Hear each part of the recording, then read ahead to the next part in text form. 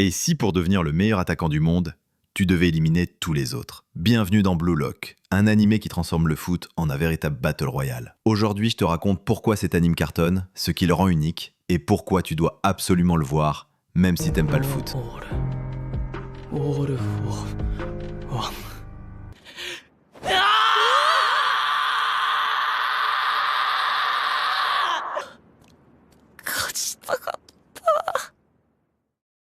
Blue Lock, c'est un manga écrit par Muneyuki Kaneshiro et dessiné par Yusuke Nomura. Adapté en animé en 2022, avec une animation grotesque, il nous plonge dans un Japon en pleine crise footballistique. L'équipe nationale est nulle, et pour gagner la Coupe du Monde, il faut un attaquant égoïste, individualiste, un vrai génie de la finition. Résultat, 300 jeunes sont enfermés dans une prison géante, le Blue Lock, pour devenir le buteur ultime. Et attention, un seul en sortira vainqueur.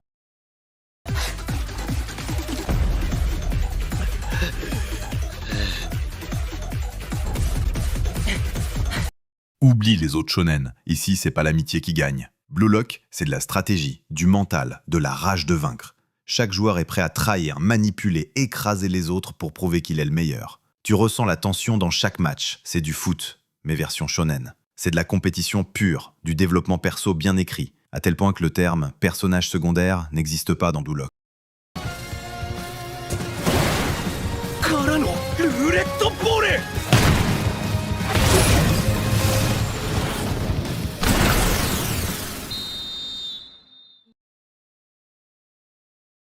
Le personnage principal, Isagi Yoichi, c'est pas un génie au départ. Il doute, il échoue, mais il apprend à utiliser sa vision du jeu pour exploser ses adversaires. Il galère, il flippe, mais il évolue. Et tu sens que sa transformation en attaquant égoïste, elle est pas naturelle. Il lutte contre sa propre morale pour survivre.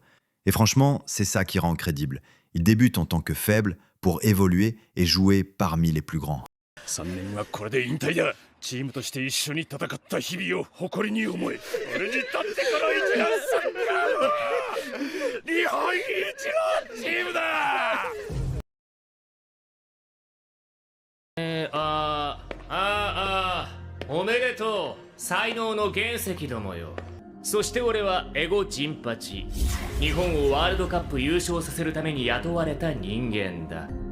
Et on peut pas parler de Blue Lock sans mentionner Ego Jinpachi, le mec derrière tout ce délire.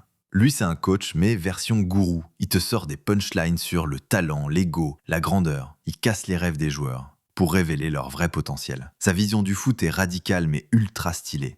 Il te fait presque croire que pour gagner, faut être un psychopathe du but.